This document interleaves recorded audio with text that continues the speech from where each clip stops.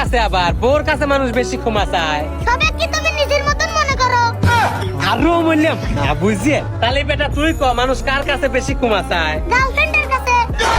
আবারও বললাম না বুঝিয়ে। আচ্ছা আব্বা আরেকটা কথা কই। বেটা একটু তুই থাম, আমার কথা একটু শোনে। আচ্ছা কও শুনি। তোর কাদের কাকা তো শিপনের মেয়েকলি পলাইছে, তুই দিন আবার এমন কোনো কাম করিস না।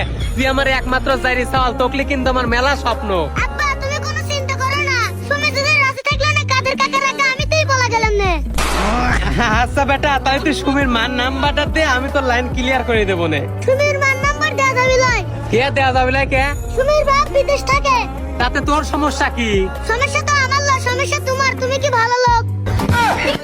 মানে তোমাক যদি সুমির মার নাম্বারটা দেই তাহলে শরীর মা কয় টাকা লাগবে না? এসব কথা বাদ দিতে বেটা।